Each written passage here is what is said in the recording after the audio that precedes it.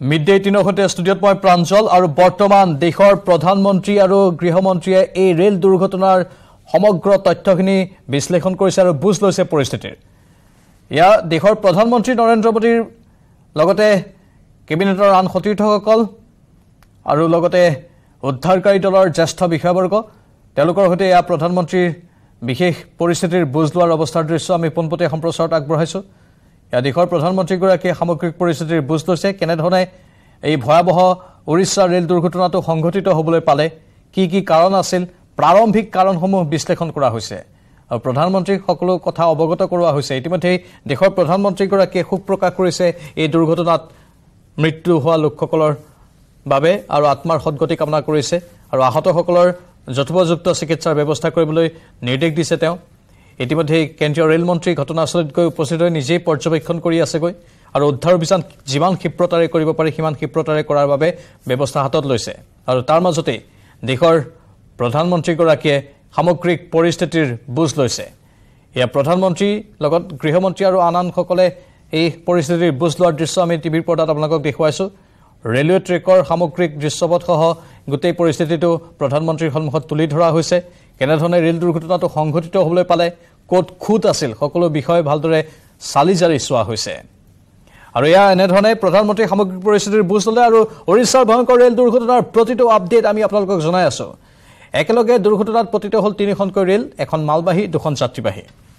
আৰু ইতিমধ্যে আমি সমগ্ৰ দুৰ্ঘটনাৰ ভিডিঅ' ফুটেজ গ্ৰাফিক্সৰ ৰূপত আপোনালোকৰ বাবে আগবঢ়াইছো কেনেধৰণে এই দুৰ্ঘটনাটো সংঘটিত হ'বলৈ পালে তাৰ কিছু বিৱৰণী আপোনালোকৰ বাবে আগবঢ়াইছো কৰমণ্ডল আৰু যশৱন্তপুৰ এক্সপ্ৰেছ কৰমণ্ডল এক্সপ্ৰেছখন হাওৰাৰ পৰা চেন্নাই অভিমুখী আছিল আৰু যশৱন্তপুৰ এক্সপ্ৰেছখন বিপৰীত দিশৰ পৰা আহি আছিল দুটা বেলেগ বেলেগ ট্ৰেকত দুইখন ৰেলে চলাচল কৰি আছিল কিন্তু দুৰ্ভাগ্যজনকভাৱে হঠাৎ কৰমণ্ডল এক্সপ্ৰেছ লাইনচ্যুত হয় আৰু তাৰ পাছত দবাবুৰ চিটিকি পৰে লাইনচ্যুত হৈ দবাবুৰ এফালে লুপ লাইনত ৰৈ থকা মালবাহী ৰেলখনত পৰেগৈ আনফালে ইফালৰ পৰা আহি থকা যশৱন্তপুৰ এক্সপ্ৰেছতো খুন্দিয়াই এই কৰমণ্ডল এক্সপ্ৰেছৰ দবাই যাৰ ফলত এই ভয়ংকৰ দুৰ্ঘটনাটো সংঘটিত হৈ তেওঁলোকে মৃতকৰ সংখ্যা 288 জনলৈ বৃদ্ধি পাইছে स्थिति को समझाते हुए कि ये वहां पर हो सकता है ये प्रिलिमिनरी जानकारी है चूंकि इसके बाद पूरी कमेटी जो जांच करेगी और उसके बाद कहां पर चूक रहेगी वो जानकारी आएगी लेकिन पीएम हर चीजों पर निगरानी रखे हैं हर चीजों को चाहे रेस्क्यू रिलीफ की बात हो तो एनडीआरएफ ने क्या कुछ किया हेल्थ मंत्रालय की मिनिस्ट्री की ओर से वहां पर किस तरीके से मदद पहुंचाई गई गृह मंत्रालय की ओर से अमित शाह खुद वहां पर हमारे साथ देखिए ये दो तस्वीरें আৰু আমাৰ সাংবাদিক জনক দুবে এইখিনি তথ্য জনাইছে জনক দুবে সমগ্ৰ পৰিস্থিতিৰ কথা কৈছে প্ৰধানমন্ত্ৰী গোটেইখিনি কথা বুজাই দিয়া হৈছে মেইন লাইন লুপ লাইন আৰু কেনেধৰণৰ এই দুৰ্ঘটনা সংঘটিত হ'বলৈ পালে কি কাৰণ থাকিব পাৰে সকলো সম্ভাৱ্য কাৰণৰ কথা বিশ্লেষণাত্মক ৰূপত প্ৰধানমন্ত্ৰীৰ সন্মুখত আৰু গৃহমন্ত্ৰীৰ সন্মুখত তুলি ধৰা হৈছে এয়া আমি দেখুৱাইছো আপোনালোকক কিছু দৃশ্য লগতে গ্ৰাফিক্সৰ ওপৰতো কিছু তথ্য আমি আপোনালোকৰ বাবে আগবঢ়াইছো ইতিমধ্যে মই বিৱৰণীখিনি দিছো কৰমণ্ডল এক্সপ্ৰেছ হাওৰাৰ পৰা চেন্নাই অভিমুখে গৈ আছিল যশৱন্তপুৰ এক্সপ্ৰেছখন বিপৰীত দিশৰ পৰা আহি আছিল আৰু যিখন মালবাহী ৰেল সেই মালবাহী ৰেলখন লুপ লাইনত ৰৈ আছিল কিন্তু দুৰ্ভাগ্যজনকভাৱে কৰমণ্ডল এক্সপ্ৰেছৰ দবা লাইনচ্যুত হয় তিনিটাকৈ দবা লাইনচ্যুত হৈ উফৰি পৰেগৈ মালবাহী ৰেলখনত পৰে আৰু ইফালৰ পৰা আহি থকা যশৱন্তপুৰ এক্সপ্ৰেছতো পৰে যাৰ ফলত এই ভয়ংকৰ দুৰ্ঘটনাটো সংঘটিত হ'ল সকলো চেটেলি ভেটেলি হৈ গ'ল 288 জনতকৈ অধিক লোকৰ ইতিমধ্যে মৃত্যু হৈছে 1000 জনতকৈ অধিক লোক আঘাতপ্ৰাপ্ত হৈছে আৰু ইতিমধ্যে কাৰণ বহুকেইটা কোৱা হৈছে কৰমণ্ডল এক্সপ্ৰেছত যিসকল যাত্ৰী আছিল সেই যাত্ৰীসকলৰ বাবে বিশেষ যি সুৰক্ষামূলক ব্যৱস্থা থাকিব লাগে বিশেষকৈ এটা অভিযোগ উত্থাপন হৈছে যে একাংশ যাত্ৰী টিকট নোলোৱাকৈ ৰেলত উঠিছিল সেই কথাও এতিয়া কোৱা হৈছে প্ৰাৰম্ভিক ৰূপত এইবোৰ তথ্য সন্মুখলৈ আহিছে কিন্তু ৰেল মন্ত্ৰীৰ স্পষ্ট কথা ইয়াৰ তদন্ত হ'ব তদন্তৰ পাছতে সকলো কথা ক'ব পৰা যাব এই ৰেল দুৰ্ঘটনাৰ প্ৰকৃত কাৰণ কি তদন্তৰ অন্ততহে স্পষ্ট হ'ব এতিয়াই কোনো কথা কৈ দিব নোৱাৰি আৰু তদন্তৰ বাবে কমিটি গঠন কৰা হৈছে ইতিমধ্যে তদন্তৰ বাবে কমিটিয়ে প্ৰয়োজনীয় পদক্ষেপ লোৱা হৈছে কিন্তু প্ৰাৰম্ভিক ৰূপত উদ্ধাৰ অভিযানত গুৰুত্ব দিয়া হৈছে নিহতৰ সংখ্যা যাতে আৰু বৃদ্ধি নাপায় তাৰ ওপৰত গুৰুত্ব দিয়া হৈছে কিন্তু অসমৰ দীপক দাস নামৰ এজন যাত্ৰীও আছিল ৰেলখনত ইয়াৰে এখন ৰেলত অসমৰ দীপক দাস নামৰ যাত্ৰীও আছিল তেওঁ ফেচবুক লাইভেৰে ইতিমধ্যে কৈছে চিকিৎসালয়ত তেওঁ আছে তেওঁ বুকুত আঘাত পাইছে হাতত আঘাত পাইছে পিঠিৰ অংশত আঘাত পাইছে তেওঁ এতিয়া পিন্ধিবলৈ কাপোৰ নাই অসম চৰকাৰক দীপক দাসে ফেচবুক লাইভৰ জৰিয়তে আহ্বান জনাইছে যাতে তেওঁক অসমলৈ উভতাই অনা হয় তেওঁৰ কাগজ পত্ৰ নথি পত্ৰ কাপোৰ কানি যিটো বেগত আছিল সেই ব্যক্তিৰ এতিয়ালৈকে কোনো সন্ধান পোৱা নাই কিন্তু চিকিৎসালয়ৰ বিচনাত তেওঁ আছে তেওঁৰ দৰে আন বহুজন আছে আৰু চিকিৎসালয়ৰ বিচনাত এই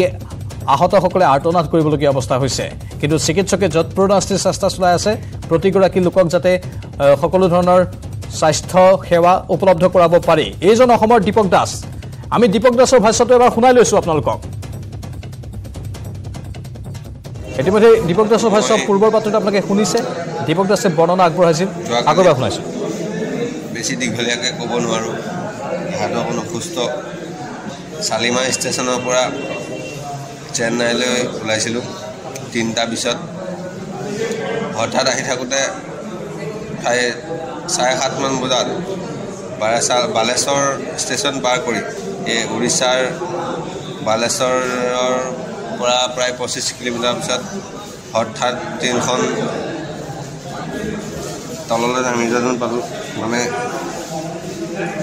চিৰিপাত নামি গ'ল আৰু মই বহি আছিলোঁ খিৰিকী কিনাৰত মই মোৰ চিটটোকে সাৱটি ধৰিলোঁ মানে মৃত্যুক দেখা নিচিনা পালোঁ আৰু মোৰ আগৰ যিবিলাক ডবা ক'ত উৰি যোৱা দেখিছোঁ উফৰি যোৱা আগফালে এখন ট্ৰেইন আহি আছিলে সেইখনতে মাৰিলে আৰু ইঞ্জিনটো হেৰিয়ত উঠিলেগৈ মালগাড়ীৰ ওপৰত কয়লাৰ ওপৰত মই ডবাটোতে ধৰি চিটটোতে ধৰি বাচিলোগৈ যেনে তেনে মোৰ ট্ৰেইনখনো উলটি গ'ল মই অহা ডবাটো জংঘলত সোমালেগৈ এতিয়া বাচিলোঁ আৰু খালি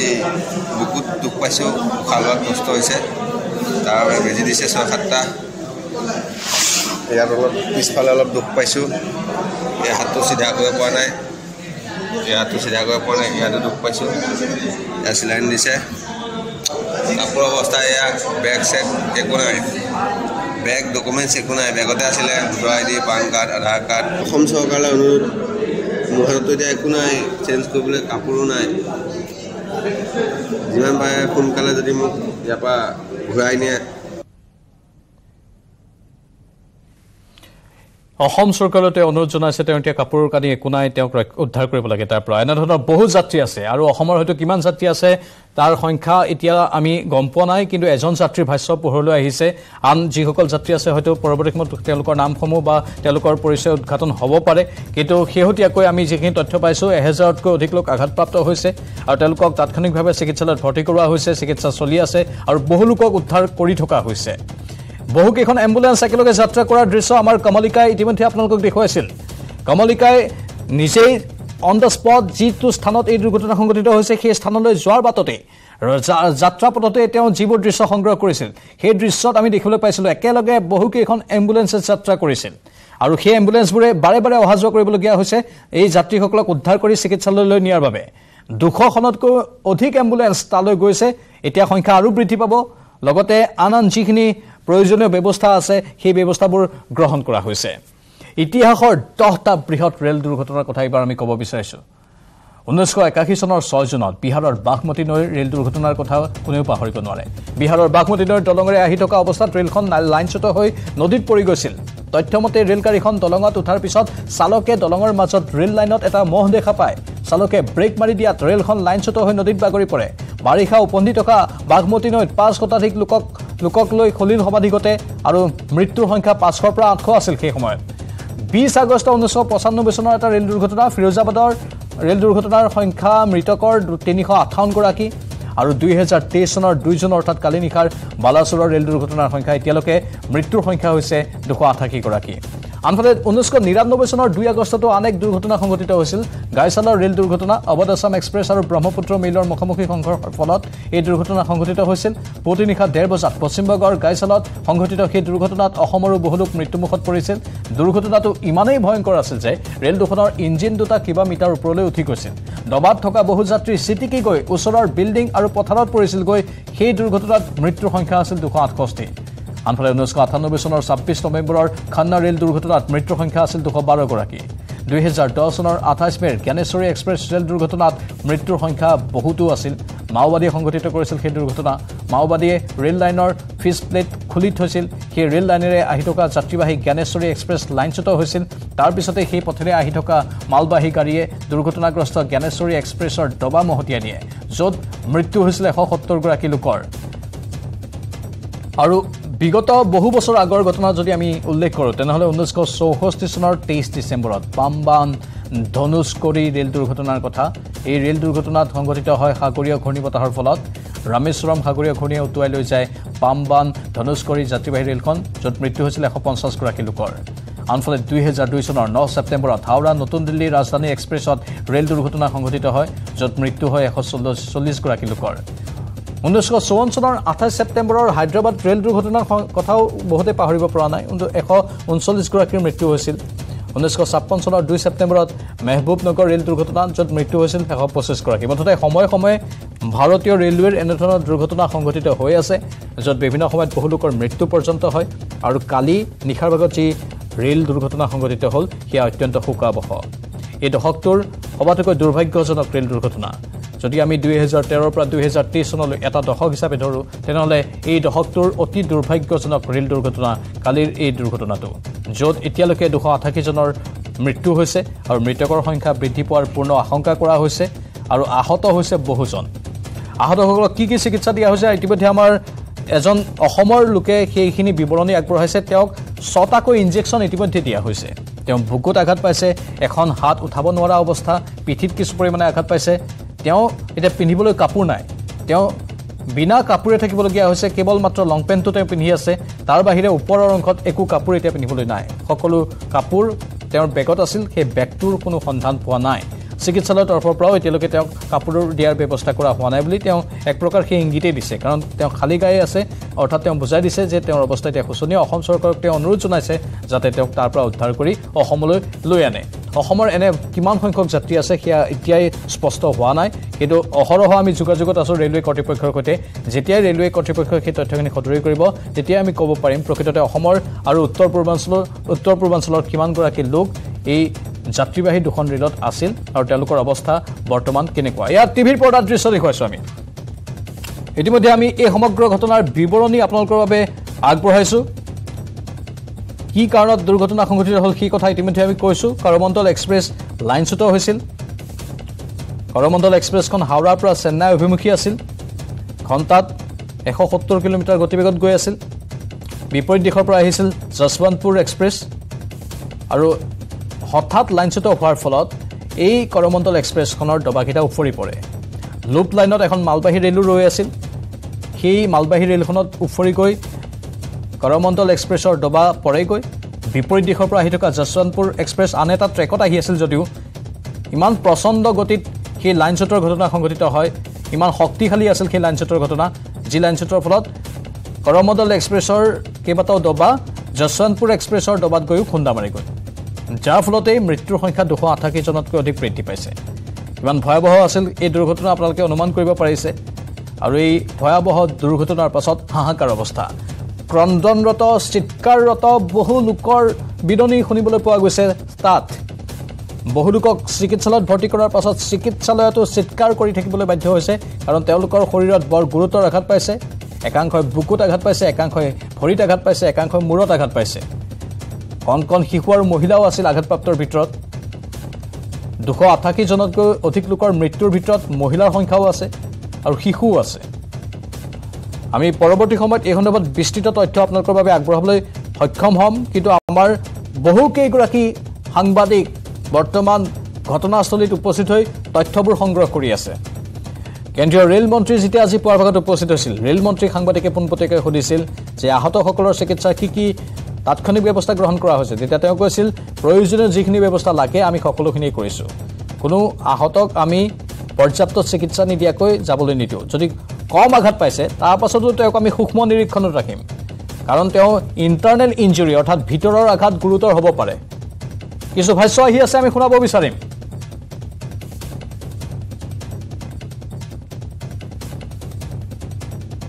बहुत ही बड़ी tragic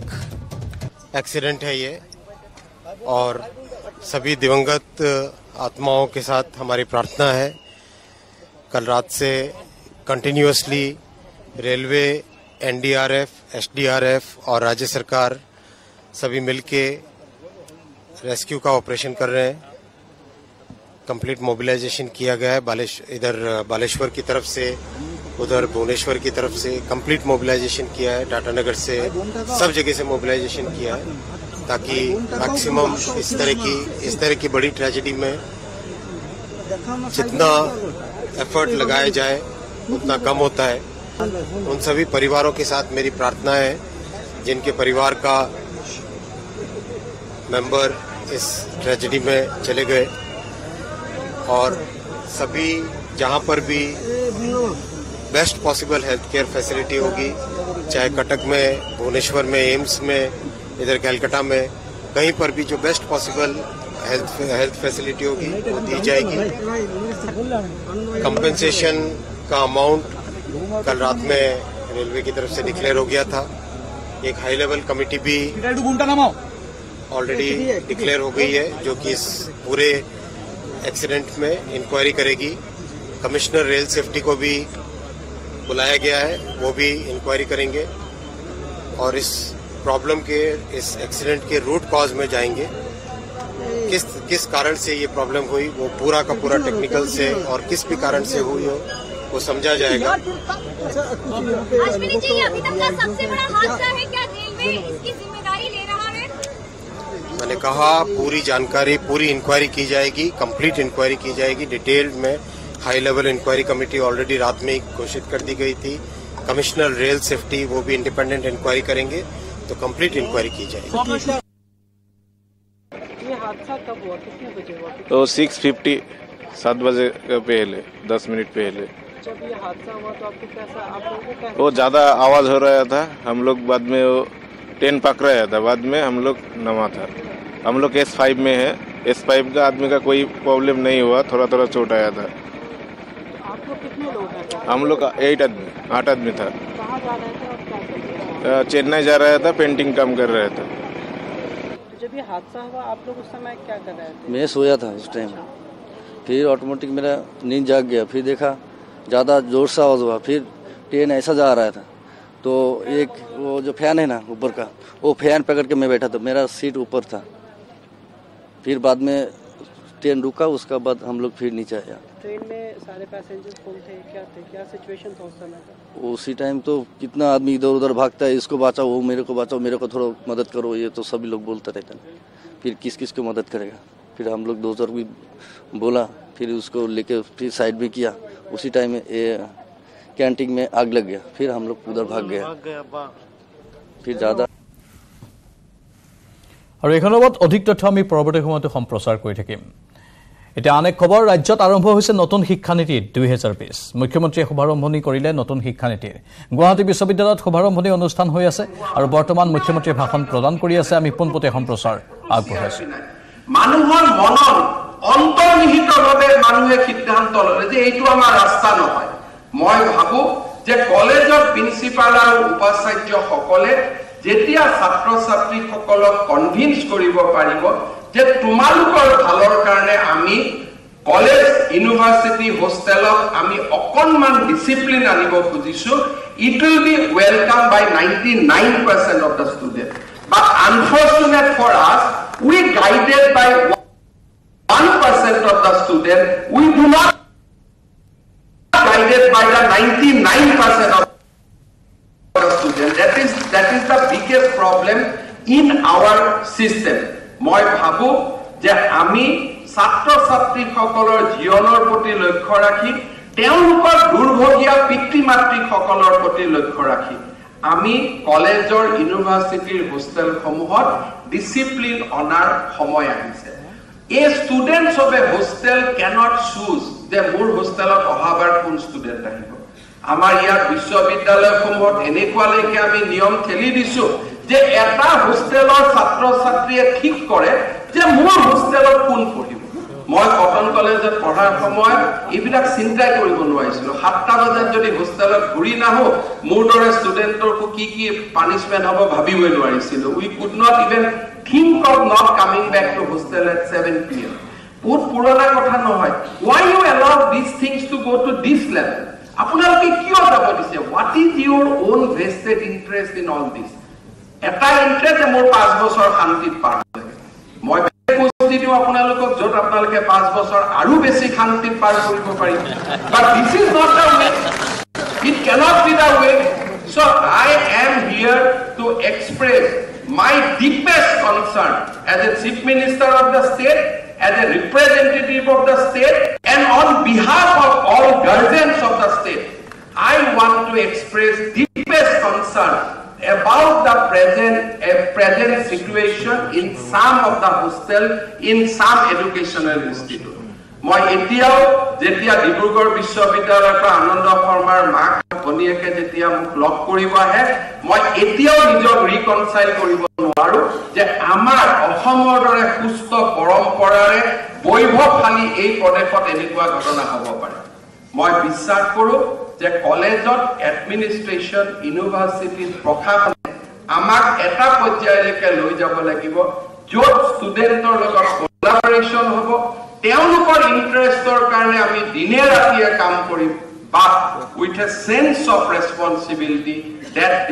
we are custodian of these students তেওঁলোকৰ পিতৃ মাতৃ আমাৰ মুখৰ ফালে চাই আছে এই চিন্তাধাৰা আমাৰ মাজত থাকিব লাগিব কলেজৰ নিৰ্বাচনসমূহকো লৈ ইউনিভাৰ্চিটি নিৰ্বাচনসমূহকো লৈ কলেজ আৰু বিশ্ববিদ্যালয় যি এক বৰ্তমান মানসিকতাৰ সৃষ্টি হৈছে হিউ আমাৰ কাৰো বাবে শুভ লক্ষণ নহয় আমি এসেম্বলি ইলেকশন এটা পাৰ কৰি দিও পাৰ্লিয়ামেন্ট ইলেকশন এটা পাৰ কৰি দিও উইদাউট পোস্ট ইলেক্টৰেল ভায়োলেন্স যদি আমি চাব যাও অসম এনেকুৱা এটা ৰাজ্য ডাঙৰ ডাঙৰ ৰাজনৈতিক ইতিহাসত ভূমিকম্প হৈছে ডাঙৰ ডাঙৰ বৰ্বৰ মানুহে বগাই দিছে নিৰ্বাচনত কিন্তু কতো সৰু ভূমিকম্প এটা হোৱা নাই কলেজৰ সাধাৰণ সম্পাদকৰ পদ এটা হাৰাৰ পিছত কোনোবা জিকাৰ পিছত সেই ভূমিকম্পৰ প্ৰয়োজনীয়তা ক'ত আছে কলেজৰ নিৰ্বাচনসমূহৰ ওপৰত যেটো অৱধাৰণা তাক আমি কৰবাত বুজাত বিফল হৈছো নেকি ইলেকশন হেজ বিকাম যিকোনো মহাবিদ্যালয় বিশ্ববিদ্যালয় নিৰ্বাচনত that things which we do not practice in general election তাৰো ৰিফ্লেকশন আমি কলেজ বিশ্ববিদ্যালয় সমূহত কৰবাত আমি দেখা পাওঁ মই ভাবো যে কৰবাত নহয় কৰবাত communication has come to a halt কৰবাত নহয় কৰবাত শিক্ষক আৰু ছাত্ৰ ছাত্ৰীৰ মাজত কথোপকথন মননশীল সম্পৰ্কৰ অভাৱ হৈছে we want debate কলেজৰ ইউনিভাৰ্চিটিৰ জেনাৰেল সেক্ৰেটাৰী এজন নিৰ্বাচিত হোৱাৰ আগতে there should be a constructive debate কোনো কথা নাই there should be a debate there should be a question and answer but it should be controlled or it should be contained as a part of academic exercise etu kono bhavishotor vidhan sabha aru lokasabha nirbashonar akhorastoli nohoy because college election tar protibimbo nohoy ba ami protibimbo hisabe ami tak dekha na pao moi bhabu je amar student aru kortipokkhor majot kotha botora bahibo lage conversation should be more in depth jate ami কিছু G negative পৰম্পৰা কব নোৱাৰাকৈ আমি সৃষ্টি কৰিছো তাৰ পৰা যাতে আমি আতৰি আহিব পাৰো মই অসমৰ ছাত্ৰ ছাত্ৰী সকলৰ চকুত অযুত সম্ভাৱনা দেখা পাওঁ যোৱা কেইদিনমান আগতে চৰাইদেউৰ স্কুলৰ পৰা আৰু শিৱসাগৰৰ স্কুলৰ পৰা আমি কেইগৰাকীমান স্কুলৰ ষ্টুডেন্ট